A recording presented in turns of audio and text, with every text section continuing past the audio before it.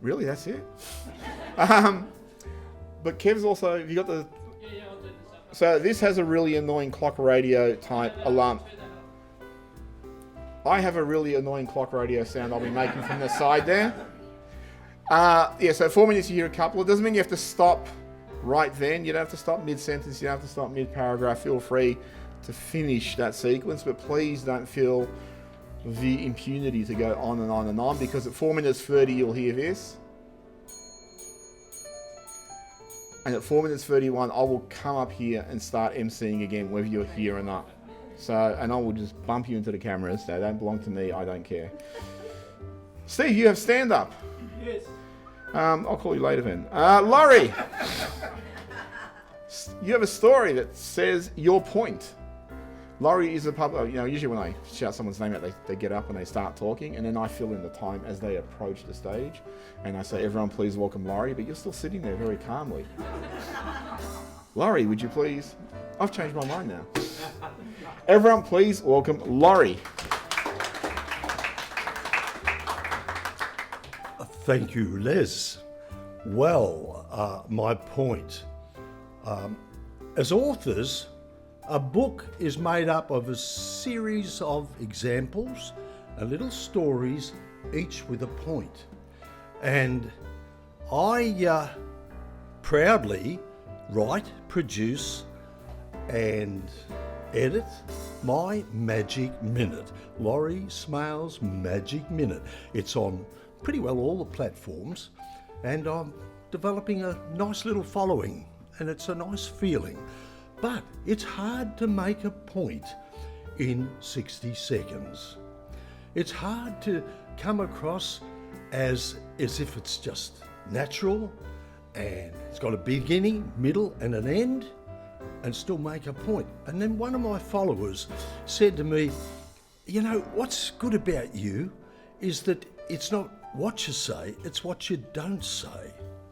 Now that got me thinking, what I don't say. And then I thought, well, I've got a point to make in this thing, so I can't tell them the birds were twittering, the sun was shining, this, that and the other. I've got to have that sort of stuff in there as a context, but I've got to get to the point. So I'll just tell you a little story, one of my Magic Minutes, the shortened version. My brothers and I were standing by the swamp. This was in the early 50s, and we saw Keithy Dowler with a fishing rod. We said, "What are you doing?" He said, "I'm fishing for eels." Eels? There's no eels in there. Oh yes, there is. And pretty well right there and then he pulled out a really big one. And we said, "What are you going to do with it?" He said, "I'm going to skin it." He said, "You've got to nail it to a post, peel it down with pliers, because the skin's really thick, cut it up into chunks, roll it in flour and eat it with chips." Well, all we had with us was a rake. And so my brother Darryl, Keithy went off on his way. My brother Darryl said, "See those ripples?" Keithy said, "Every one of them is an eel. Let's just go in and give them a whack and see what happens." So we did. So we went in and we went bang. Up come a stunned eel. And we thought, this is really easy. Flung it to the side, dispatched it, and we got 6 more. Well, anyway, we went home to my mum and we were covered in mud. We said, "Mum, look what we got for dinner." And she said, "Get down to the dam, get all that mud off you." And I said, "Yeah, but we've got to nail them to a post, and then we roll them in flour and we eat them with chips." Anyway, when we got back, my mum said, "Look, we haven't got a post, but we can nail them to the kitchen table," which we thought made a lot of sense. So we did that. And just as we were doing this, the Olives paid us a visit with their 5 kids. And of course, they were among it. It was wonderful. Turned out to be an absolute feast. And it did taste just like fish. And the Olives spoke about that incident for years, the day they paid the Smales a visit. And they were skinning eels nailed to the kitchen table.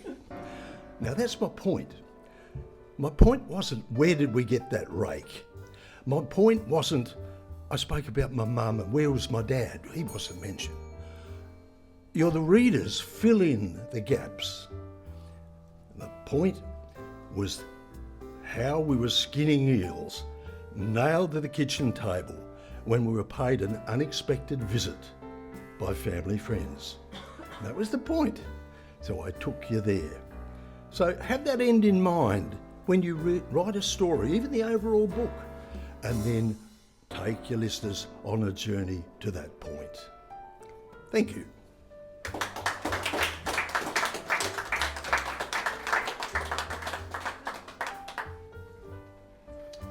Thanks, Laurie. You speak so well, and I remember you talking about public speaking wasn't something that came naturally to you initially.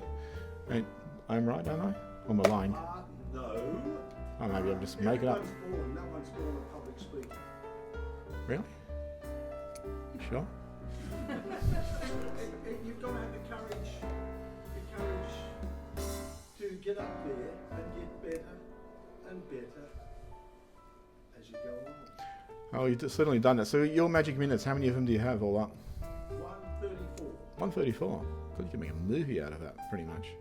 You ever thought about stringing them all together and sticking them on YouTube? Always on the lookout for a magic minute. Cool. So beware. I did think that story was going to end elsewhere, though.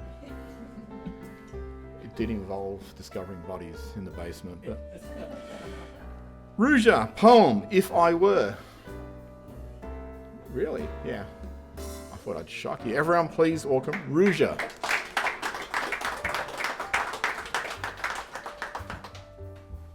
Good evening. It's only a short one. If I were a bird, I would be a nightingale. I would dance in flight all night, while chirping Strauss's The Beautiful Blue Danube.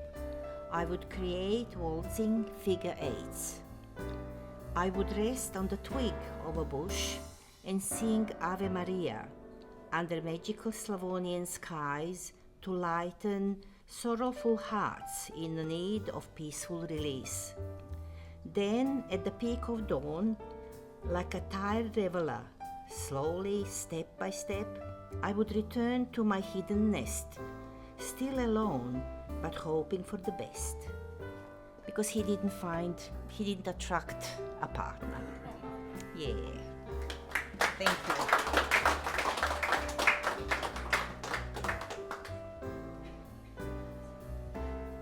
Ruja, how's your next book going?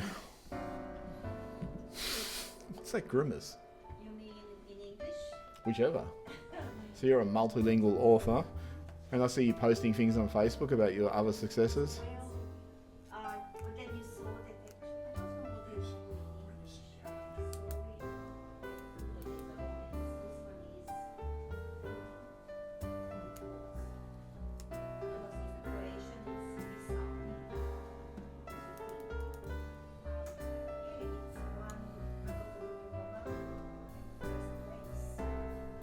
Congratulations.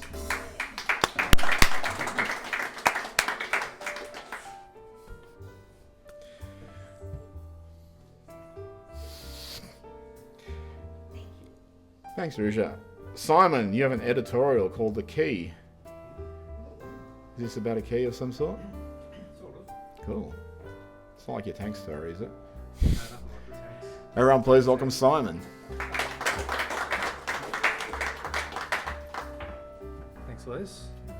I was going to post on Instagram about why I'm writing a story, and it just kept getting longer and longer and longer. So I didn't post it on there, and I thought I'd share it with you now. It's called The Key. My grandparents grew up without a car. My parents grew up without a television. I grew up without the internet. My children are growing up without a strong connection to the past. The pace of development has been so great over the past century that gaps seem to be widening between the generations. We have different methods of interaction that are specific to each era and the technology that we grew comfortable with. Older generations exchanged letters and savoured the time they had in each other's company without distractions. Then with the car's arrival, we dropped in for a cuppa instead. Middle generations hogged the landline as teenagers, but then as adults we shortened phone calls on the mobile because we were on the way to be somewhere else. We sent texts in a new language, then emails. Now the traffic is always jammed and it takes too long to get anywhere to drop in for a cuppa. and we might make a video call instead, if we're lucky. Usually we'll just leave a voicemail or like a comment on Facebook. Maybe we'll be generous and give a heart if they're a friend worth holding on to a little longer. It's enough to keep our relationships on life support and make us feel as though we have friends. 265 of them, including the kid we used to pick on in primary school and the crush that we never had the courage to talk to. We're losing the old ways. No, we've lost the old ways. Ways of connecting with humans across generations and even within generations. We had cultural methods and traditions that enabled us to thrive, where older generations could impart their wisdom to the youth as they could clearly see what they were going through. It stood the test of time, but now we can't see past the walls. The walls that rapid changes to technology and society started building. Walls without doors. Even if there were doors, they would be doors with locks but no key. Even if there was a key, it would be taken and smelted into a dozen microchips to improve our online communication with the people we used to talk to. How long will we survive without the sharing of cumulative knowledge and culture across society when we've replaced it with intergenerational resentment? In our future, will we learn from individual deep dives into static data rather than each other sharing dynamic stories and experiences? How can pure information, on its own, gathered by a young future human, possibly be integrated into their life when the context from which it came has been disconnected, hidden, or wiped, and there's no one to translate it for them? Now, more than ever, we need to reconnect the generations. We need to knock down the walls that divide us, or at least smelt our microchips into a key. Thanks.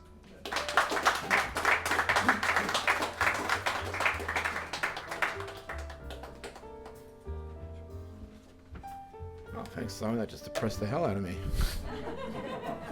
It's true though. Didn't want to come back up here. But that shows you the beauty of something like this, where people do get together and talk to like-minded people. As anti-social media and stuff that was, you forgot to mention the benefits like stalking and got to look at the right side of things. Bullying's good. People have a lot of courage online when they don't have to face someone. Michelle Burke, Cardboard Paul, is he here? Yes, no. Yes, no. No, Cardboard Paul is not physically here. Okay, cool. Everyone please welcome Michelle.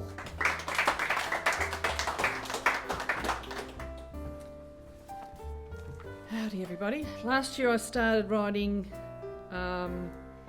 Cardboard Paul Travels Again, which is our second trip around the world, and so I thought I'll just start the intro and see how we go. And in between that, Uncle's book came through and I published that, so I put this aside. Now I'm starting again. But when I started writing it last year, I'm thinking, all this information, trying to remember the trip, 2019. I'm thinking, okay, I dug out all the travel stuff and started remembering stuff, putting words down, and then I thought, what others? And then I went through all my files and I found all these videos that I'd actually recorded when I came back home of all the things I did during the trip. So now I don't have to remember stuff. I could just watch the videos and write it all down. But here we go. Cardboard Paul Travels Again. It all began with one moment in time, one question that completely changed my life. Back in April 2016, my husband Paul, terminally ill, was lying in bed, and I came into the bedroom and asked if he needed anything. The conversation went something like this. Darling, do you need anything whilst I'm here?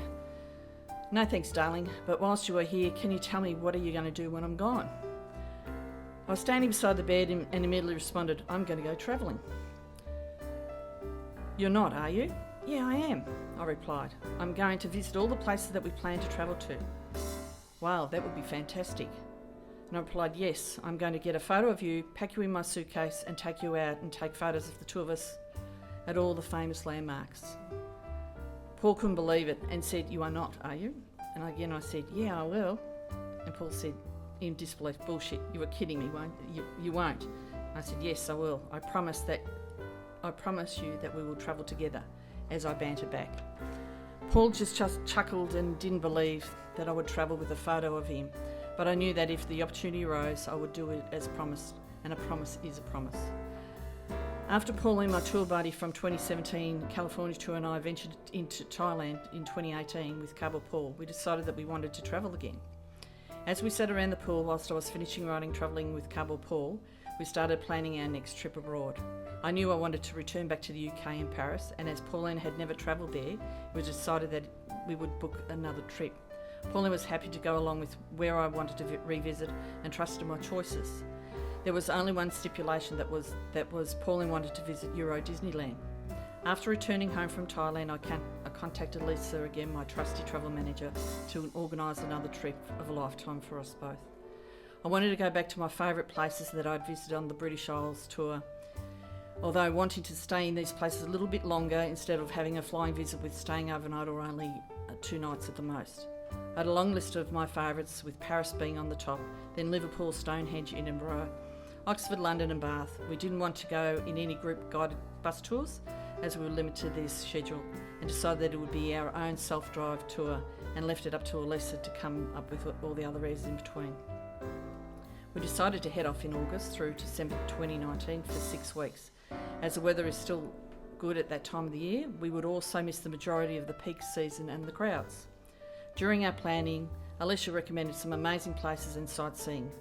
Alicia suggested the Jacobite train, which is usually booked out. This gave us time to spend in Fort William. Also, another opportunity was to see Edinburgh Tattoo, and I was returning to Edinburgh. I wanted to take Paul in to see the Spirit of Scotland and dinner show. Whilst we were in London, Buckingham Palace was open for tours, so that was also put on our list. Plus, I had to return to Stonehenge and my favourite city, Paris. I'll leave it at that.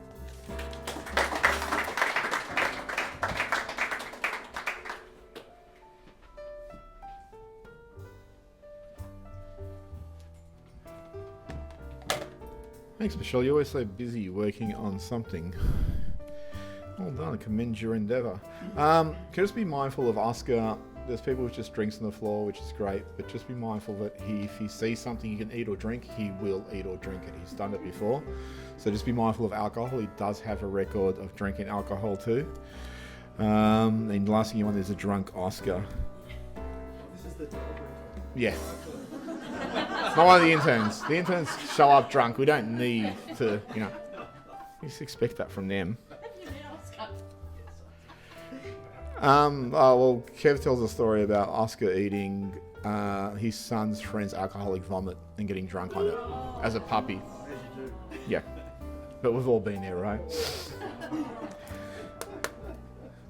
I've said too much. Steve! I am now going to call you up for your stand-up. Everyone please welcome... What do you prefer, Steve or Stevie? Steve. Steve? Because you got Stevie D down here. Yes, that's all. Is that your branding for the comic stuff? Right, cool. Everyone please welcome Stevie D. Good evening, everyone. My name is Stevie D. Of course it isn't, because you all know me as Steve or Stephen. But Stephen's not my name either. So when I was born, my parents named me actually Stefano. But then, from then on, proceeded to refer to me as Steve or Stephen. So for as long as I've known, I've been Stephen. And it was probably when I was about 7 or 8 years old, I realised that Stephen could be spelt in different ways. And you could spell Stephen with a PH. So I thought, why be a boring Stephen with a V when you could be Stephen with a PH? It was a lot cooler. So from then on, I've always spelt my name with a PH. Which means, of course, that now I'm also a Fitterman. Because, of course, when you spell Steve with a PH and you call someone up and they ask what's your name, say Steve with a PH, they get all confused. And they don't know where the PH is meant to go. They think, oh, is it something like Jeff with a J? So they put the PH at the front. And all of a sudden, a Stephen is a Fitterman. So that's... So yes, and it's happened to other Stephens as well. So it's not just me that's happened to. So it was about that time as well. I realised that I had a sister called Eugenia, And I didn't know that because I always knew that my sister's name was Janie. And my parents had named her Eugenia, but we always called her Janie. And I also had a brother called Antonio. I didn't know that because we always called him Tony. The rest of the family's not so bad. I mean, my eldest brother was Gaetano. And he kept that until he was 18. Then he changed his name to Michael because he was kept getting ribbed about his name because it was a foreign name. So he changed it to Michael and Mick. So all his family know him. His like wife and kids know him as Michael or Mick. But then in his 40s, he decided to change it back again. So now he's Gaetano guy. The second one in the family is Rosanna. And there's also some speculation there whether that should be two names or instead of one. Whether it was Rosa Anna or Rosanna, but Rosanna is a fairly common Italian name, so she got that. So after me, there was I was sort of the fifth child in 6 years. So it took 3.5 years to get to the next one. And there's a story behind that, which I won't go into. And by that time, my parents had made friends in the parish. And they'd befriended this Irish couple. And the guy's name was John. So they decided to name him John. My brother, when he was born, decided to name him John. And their friend John was John's godfather, which was nice. 4 years later, number 7 arrived. And at that point, Dad literally flipped a coin. It came up heads. And he said, Elizabeth, that's a good name. So she's Elizabeth. So as I said, I'm Stevie D, so there must be a D in there somewhere. So D is the first letter of my surname. Now my first surname is fairly straightforward. It's just 6 letters, 3 consonants and 3 vowels. All the vowels are A's. The first 2 letters are capitalised and there's an apostrophe between them.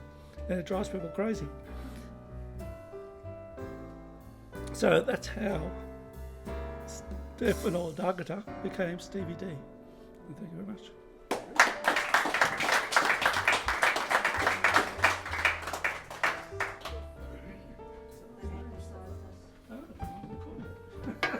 I was actually baptised Lazarus.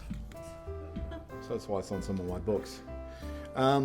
Antonio, I don't think it's that much of a stretch from Antonio to Tony. The others maybe? Anthony. With a TH block out there. You thought your parents are fucking with a lot of you? No, it wasn't your parents, I'm sorry, it was the Irish nuns who went to school. Well, Oh no, that's too hard to say. You're a Tony, you're a The Irish Stephen. accent. Do the Irish accent well. But the nuns, the sisters of St. Joseph, they always said, they changed our names because they couldn't understand us. That's a really good accent. Can you throw some swear words in there like the Irish swear? I don't know any swear words because my parents have taught me. I know you said no. Second. What's the second? What's the second? What's the second? But they never did. No. Yeah, I'm going to do the raffle. So if you got you should have a raffle ticket. If you came in and paid to come in, you should have a raffle ticket.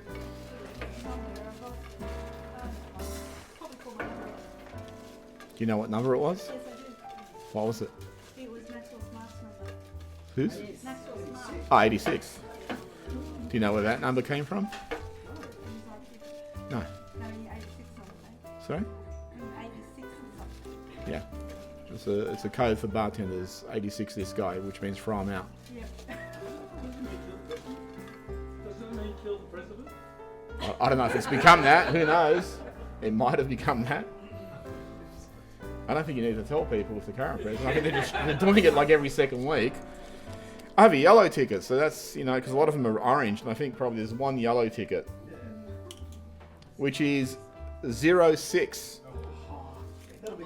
Simon.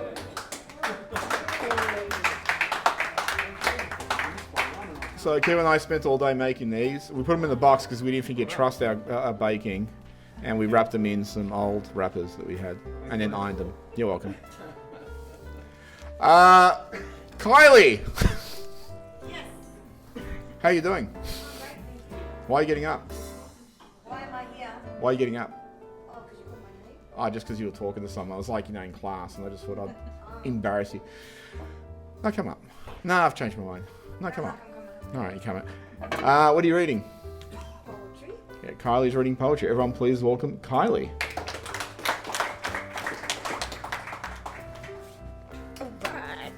see how we go for time.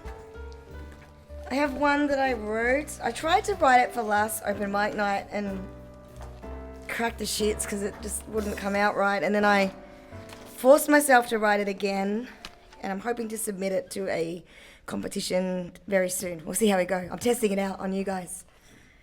It's called The Sanguine Hue. Before there were words, there was colour. Humans deciphered the frequencies of Earth. Babe's eyes first see black and white, the sanguine hue, the first visible colour from birth. Cut flesh provides an iron-rich ooze, mixed with ochre, the primordial stain. Primitive artists painted pictographs, memorialising warnings and stories. Through centuries, their markings remain. The painted skins of warriors, prepared from nature's dyes, carried prayers and strength from their motherland. Navies and armies held aloft a bright vermilion flag, heralding willingness to die right where they stand.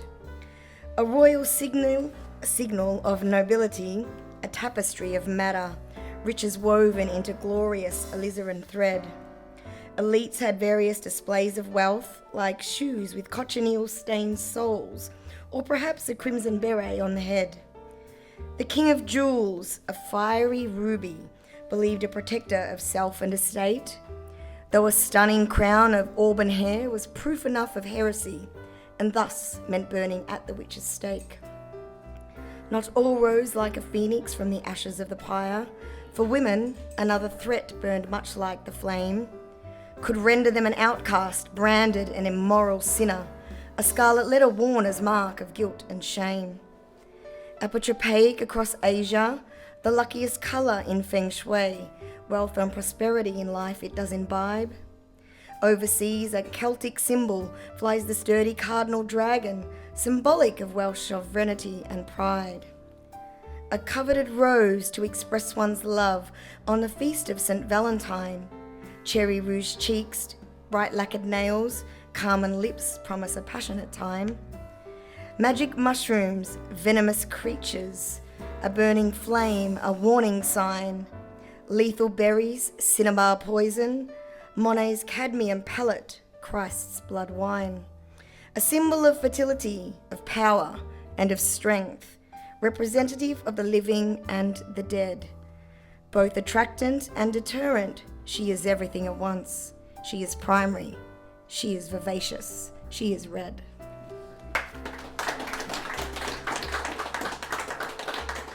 And I have a minute, so I like to read this one from one of my favourites. It's Ella Wheeler Wilcox from her book, The Poems of Pleasure. And this one, oh, not that one. This one is called Illogical. She stood beside me while I gave an order for a bonnet. She shuddered when I said, and put a bright bird's wing upon it. A member of the Audubon Society was she, and cutting were her comments made on worldly folks like me. She spoke about the helpless birds we wickedly were harming. She quoted the statistics, and they really were alarming. She said God meant his little birds to sing in trees and skies, and there was pathos in her voice and tears were in her eyes. Oh, surely in this beauteous world you can find lovely things, enough to trim your hat, she said, without the dear bird's wings. I sat beside her that same day in her own house at dinner, angelic being that she was to entertain a sinner. Her well-appointed table groaned beneath the ample spread. Course followed appetizing course, and hunger sated fled. But still my charming hostess urged, do have a reed bird, dear. They are so delicate and sweet at this time of year.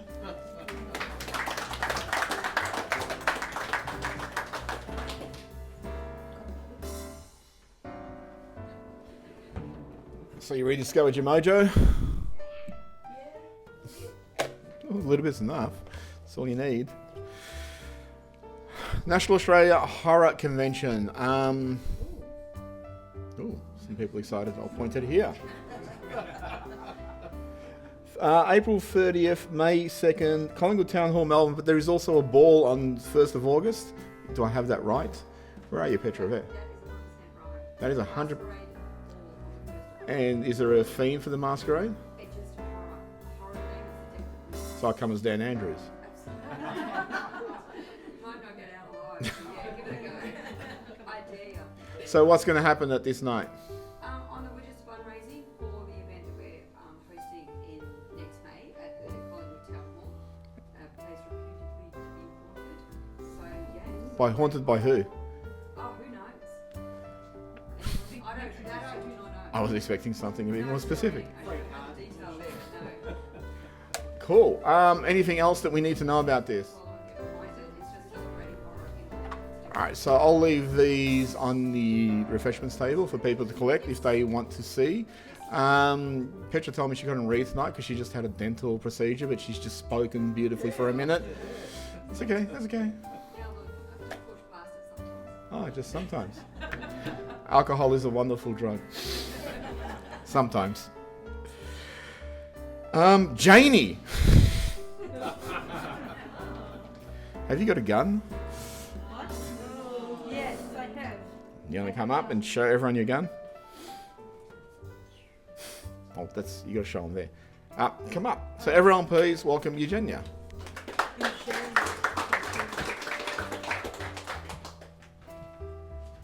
Just going to continue a story that I started reading last time. It's about a young boy who goes on an escapade for the first time with a bunch of hoons, and he finds himself in the arms of a woman who doesn't take any nonsense from him, and she begins to dance him around. But before he knows it, he cannot stop himself from gazing into her deep dark eyes that draw him into another time and space. The music plays softly in the background. They are in the town square of a small village. The church bells are ringing joyfully, and a young newlywed couple holding hands run laughing into the courtyard where a feast of traditional food has been laid out. Leon can smell the spices and savoury aromas. His mouth waters. They are all his favourite dishes. The people look familiar to Leon. He studies them more closely. His heart skips a beat when he realises that the newlyweds are younger versions of his parents, and the other people are relatives he has seen in old photographs. His mother seems so youthful and vibrant. The doting look on his father's face speaks of his deep love for Leon's mother. As the happy couple receive the good wishes of guests in the courtyard, there is the deafening roar of a jet fighter as it flies overhead. Then the wail of air raid sirens and a loud explosion close by. The earth shakes and the wedding party is showered with debris. The guests scream and scatter in search of shelter. A pall of smoke rises up to the sky from a shattered building that had once been somebody's home. In panic, Leon looks for his parents. He sees his father leading his mother to safety. There is no time to feel relief. The music grows louder as Leon and the lady swirl and dance away. A different scene takes shape. The hustle and bustle of an airport. Leon's mother wiping the tears from her eyes as she embraces her parents, her sisters. Leon feels her pain as she lingers, not wanting to part from everybody and everything she knows. His father comfortingly places his arm around her shoulders as he leads her towards the waiting plane, her hand resting protectively on her swollen belly as she turns once more and blows a kiss to her loved ones. Swirling, twirling, Leon and the lady dance on. Leon feels a flutter of happiness as he recognises his first home, a crowded two-bedroom flat. Leon's mother folding piles of leaflets and brochures that she will be delivering on foot into people's letterboxes. A little extra cash to make ends meet. They snuggle together on the couch, mother cradling his new baby sister, father, little brother, and a younger Leon. He is reading out loud to them all from his library book, feeling important because he is passing on what he has learned. His mother beams with pride as he hands over his achievement certificate, top of the class again. His father playfully ruffles the hair on Leon's head. His son is a scholar and he will have a better life. Leon notices how tired and careworn his father looks. Wearily, his father gets up to work the night shift at his second job. He kisses his wife and children before he leaves. The lady leaves Leon away in the dance. The music becomes louder, faster, more strident, discordant. The lady spins Leon around faster and faster. He sees only flashes of images. A white car crumpled and overturned on a dark road. A bloodied body lying face down, motionless on the ground. The police at someone's door. A woman collapsing down on her knees, her hands on her heart, wailing with grief. A man inconsolably sobbing, covering his eyes with his hands. Leon becomes unsteady, his vision blurs, and he finds it hard to breathe. The wild music fills Leon's head as he comes to an unbearable crescendo, then abruptly it stops. Silence. It takes a while for Leon to get his bearings. He is standing on the footpath outside the dark, now closed supermarket, its security lighting emitting a pale glow. The woman has gone. Leon looks up at the sky and he sees the twinkling stars. A crescent moon peeps out from behind the thin clouds. And I'll have to leave it there for the dramatic conclusion from my collection of stories, Scar Unchained, which I'll be having a book launch for in July.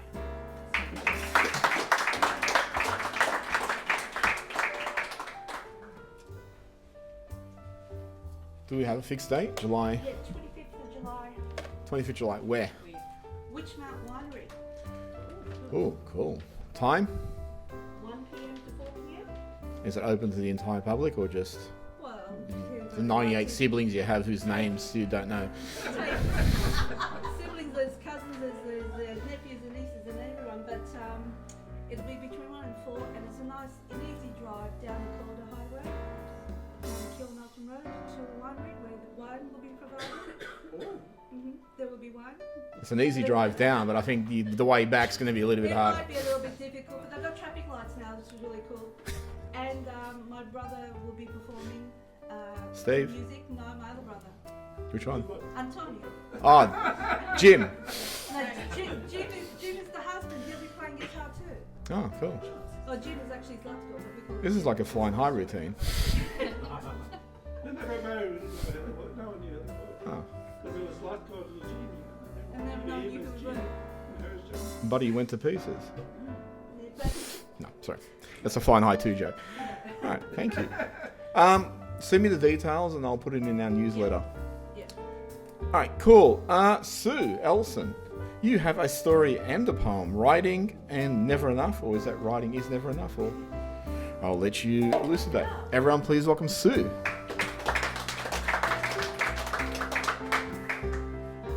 Thank you, Les and Kev. I know I've learnt I have to say Les first now, so I'll do that. I'm going to take a leaf out of Laurie's book. Les only, okay. I'll keep getting it wrong. I just wanted to share a bit of a story, and I'm wondering how many people here in the room have a writing project they haven't finished. Yeah, I thought so. So I thought you might be able to relate a little to my story. So back in 2016, I had the best year of my life when I published 3 80,000 word books in 9 months, and I wrote and published and launched. So it was really the best year of my life. And then in 2019, I had the best day of my life when I launched my 4th book. And then in 2020, I launched a book online because I hadn't printed it. And then by the time I wanted to launch it, I had to actually rewrite it because so many things had changed on LinkedIn by then, so I had to rewrite it. So I hadn't been away to do some writing since 2019. And I got a bee in my bonnet about 4 weeks ago and thought the only way I'm going to get to these poetry books I've decided to write is if I go away again. So I booked an Airbnb in Warragul, which is very easy to get to in Melbourne. And I took my computer and my laptop and all the folders and all the things I'd compiled, and I woke up on the Saturday morning with a headache, and I thought, oh my God, I've finally got away and I've got a headache. Like, this is not happening. So I started sorting all of my papers, and to my horror, most of the poems I'd written, I put in the unpublished poems folder. They were not good enough because I had started this project back in 2016 and I've grown and changed and I've published all these other poems on my website, and yet these poems didn't cut the mustard. And I realised at best they could be described as journal entries, and I'm the person who doesn't want to write a journal, but that's kind of what the poems were. So anyway, I got to Sunday, and I'd already got these categories that I was going to put them in, and that didn't work. So then I wrote another 8 categories, and that didn't work. And then I rang a friend on Sunday night. She said, "Why are you doing this?" And I thought, oh my God, I should just throw the whole thing out. And then I got to Monday, and then I thought, I'm just going to put them in the order that's right for me. I'm just going to do what my voice says. And since I've got back, I've decided on a launch date. I've made inquiries to venues. I've started designing book covers, and I've booked the retreat again so that I can go back. But last Saturday night, I wrote another poem, and I was really happy with it, so I thought I'd share that. And this comes from an unusual inspiration. I was at a networking event, and this financial advisor said to me that there's a lot of people who have a lot of money in assets and wealth, but they still don't think they have enough. And he can't convince them that they've got enough. So this is called Never Enough. You strive to collect your favourite stuff, but when you have it, do you say enough? You increase your wealth in any way possible, but if you lose your health, was it worth the trouble? You plot and scheme to receive applause, but how do you cope behind silent doors? You feast and enjoy food and drink to excess, but how do you feel later? Is it more or less? Could you find a way to truly be fulfilled with less than enough and still be thrilled? Because if enough is never enough, life can become jaded and rough. Pause and reflect on everything wonderful, for then you will learn how to be grateful. You may even find you have something to share, and then enough will never be rare. Thank you.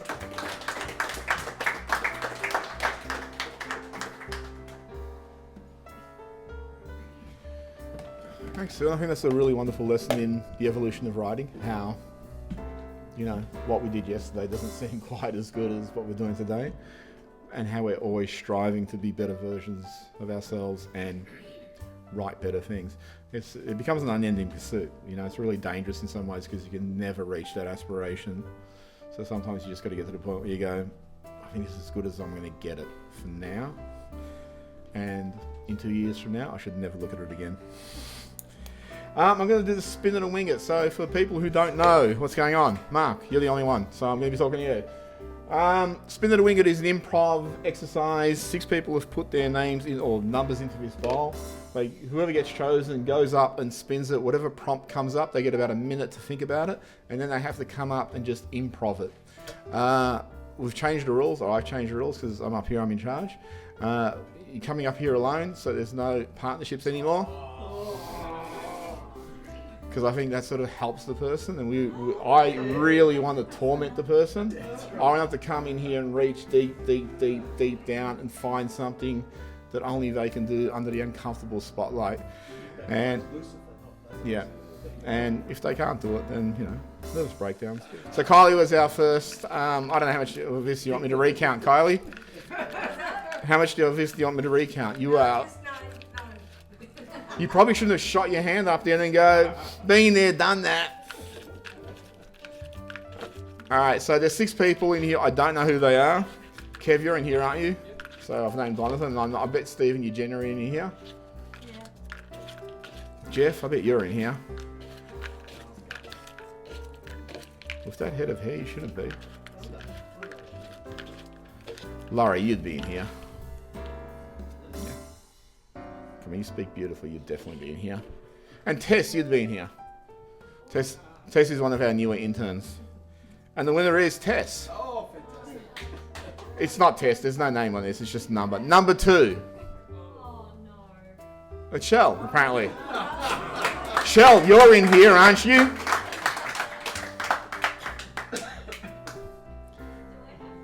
Well, you put your thing in the thing, and the fine print in the running sheet, it says you surrender a kidney if you don't come up, which is good because I need one. No, you don't. No, don't turn it off. I did make a promise that she didn't turn it. Tell her you've turned it off, and she doesn't. Or sitting down for that matter. You think really well. Not impromptu. Anyway, I'm here. Just. I went to Tullamarine Airport and I got in front of, I climbed into a 747, I climbed into the cockpit, I got behind the controls, and I turned to the co-pilot and said, I've never fucking done this, but I think I should fly this plane. That was you, wasn't it? Yeah, and that's what you've done now, so back yourself. Spin. Hopefully it's something where you have to sing. I think God's part of this one. A motivational speech from a very lazy cat. And you're a cat person. So, Lazy cat. Lazy cat. Very lazy. That's pretty much your cat, isn't it? No, he's not lazy. He just has arthritis. It's easy going. Yeah. So we'll give you a minute to think about it. Yeah. Oh, this is not good.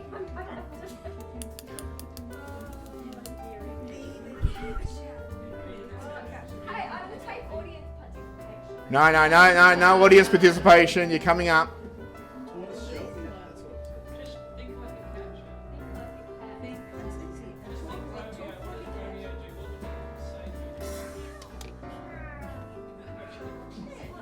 The first thing I'll say to anyone trying to improv is you don't say to yourself, I can't do it, because then you're just immediately fucking yourself over. So excuse the language. So don't say I can't do it. You came up here to do it. So tell yourself you can do it. And then just think about your cat. And then think about the lazy moments in his life. And then just extrapolate from that. Everything is just, every story is drawn from some form of experience. And it doesn't have to necessarily be funny.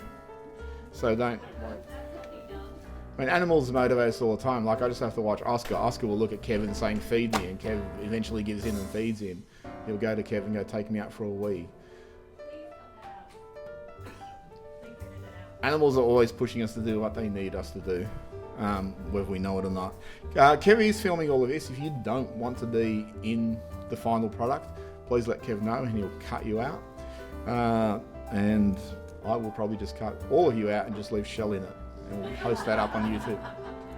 Kate! You were just about to take off. Where are you going? Do you need a stool or something to sit on? Okay. Whoever the timekeeper is down there, don't count until she comes up here. Can I just start counting from now? I don't care. She's got a faff about stuff, apparently. Get out of the way, sir. That's good faff. All right, cool. Please welcome Kate.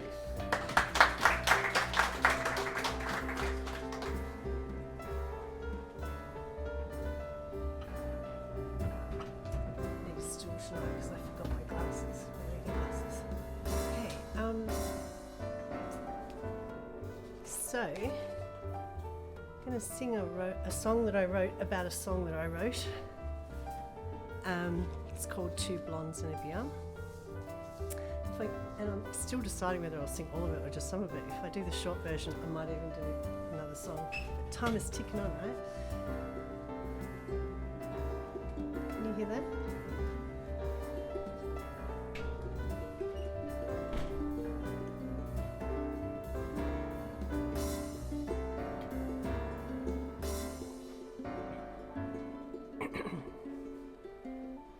Said I wrote a song about how you swapped me out for two blondes and a beer. Two blondes and a beer. Said I wrote a song about how you swapped me out for two blondes and a beer.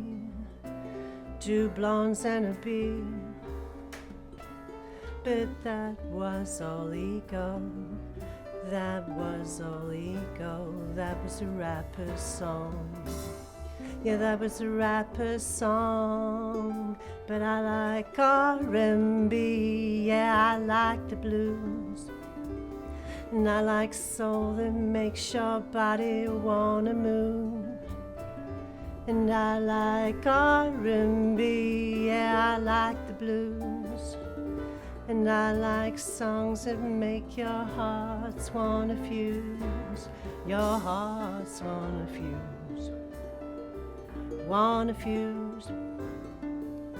Wanna fuse.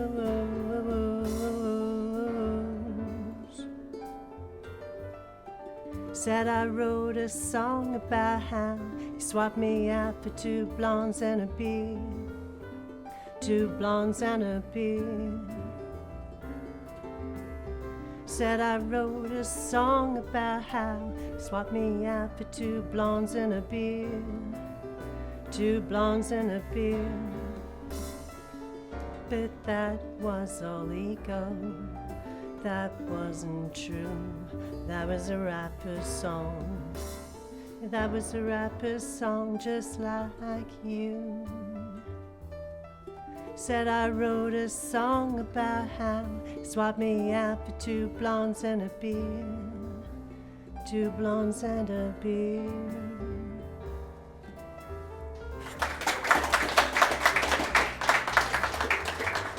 All right, I did skip some of that, and I muffed a bit of it too, which is unfortunate. There was a line that was supposed to be, I was rapping just like you, and I said, that was a song just like you, which did not make sense. Okay.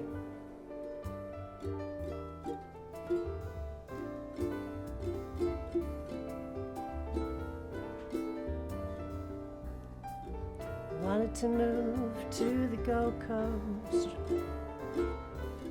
Wanted to feel that wind in my hair. Wanted to move to the Gold Coast. You said stay, you said stay right there. Wanted to move to the Gold Coast. Feel the sun on my face. Wanted to move to the Gold Coast. You said stay, stay away. Wanted to move to the Gold Coast. Swim in the sea every day. Wanted to move to the Gold Coast. You said stay, stay away. Now I'm moving out from this city. Next time I see you, I won't live there. Walked right out of that dinner, and you said stay, stay, stay. I walked away, way, way. Kind of messed that one up too, but that's all right. Enjoyed it. Everyone.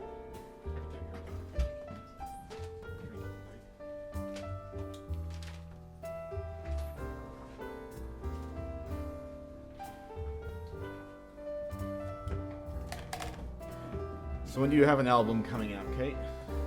I don't know, but I did like 4 songs in the past. Cool.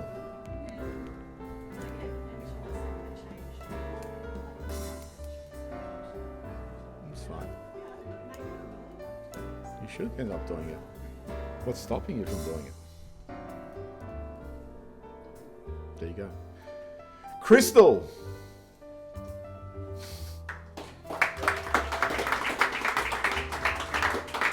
So Crystal is our poetry editor. She's an extremely accomplished poet. She's got a string of prizes and shortlistings and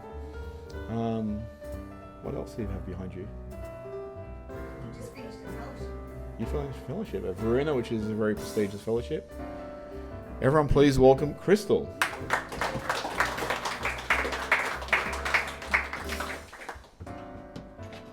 Thank you. 2 poems, I should make it. Okay, the first one is called Shake it out. The first one is called On Not Using a Tea Bag More Than Once. My love asks if she can re-steep her peppermint tea bag from 2 days ago, as though I am withholding her favourite toy, rationing warmth, rather than worrying about the build-up of bacteria and what has settled between the netted nylon folds. By now, it has given most of what it knows. Best self spent, strength thinned, taste reduced to mostly memory. Some things are generous only once, not as rule, but as fact of contact.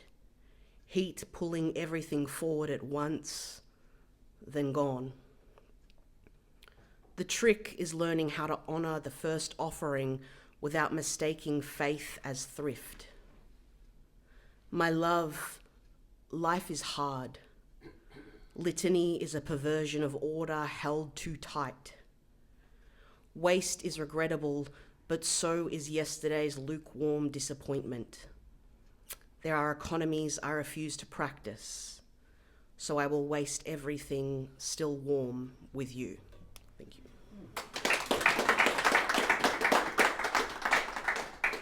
And this piece is called Spilt Salt. Stomach ache. Bless you. Stomach ache. You speak of the glass cabinet in the room you slept in as a child at your grandfather's. Tchotchkes, small trinkets, breakable proofs of survival and display. Get old with me. Dance when your bones hurt. Kiss the tired in my ribs, taste the saline there. Stand against the formies in a trench coat stitched wrong at the spine. Self lands in a thud. Body dropping its own name. Stutter of becoming. Body half formed from impact. Listen to the crash of fallen leaves. Small deaths teaching the ground the press of hold, the ache of being kept together. Pour yourself into my wounds. Spill what no hand can gather back. Thank you.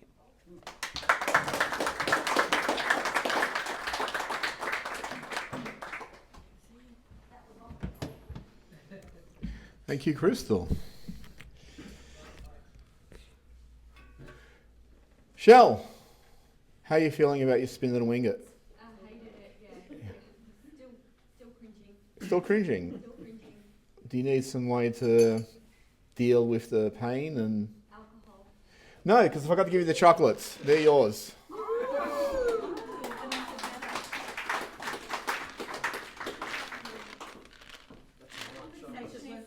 Diabetes, thank you. You're welcome. Crystal, you have any announcements to make? You're always getting shortlistings and... I was commended the 80K Bridge Award on the weekend. Oh, great. Cool. I just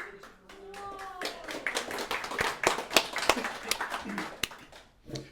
I really love the meta part of that poem where you said, bless you. That came out of nowhere. I didn't know where that came from. It's brilliant. Jeff, where have you been for the last few months? Where? Island. Island. Holidays. Phillip Island. Phillip Island. Yeah, overseas. Everyone please welcome Jeff. Thank you. I have missed it, by the way. They were good excuses. It was dark still as I reversed out of our sandy driveway. I tried to be quiet, but my busted exhaust burped and gurgled like a tractor. Nan would have something to say about it tonight when we sat down to watch the telly. It was the same every night. You woke me again this morning with that damn racket. I barely gotten to sleep.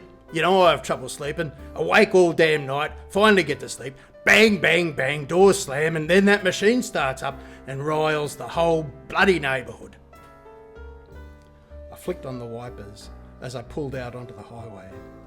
Yesterday's seagull shit smeared in a brown and white rainbow, obscuring the lights of the 6:30 Frankston bus wallowing toward me. He gave me a sharp blast on the horn. I'll hear about that tonight as well.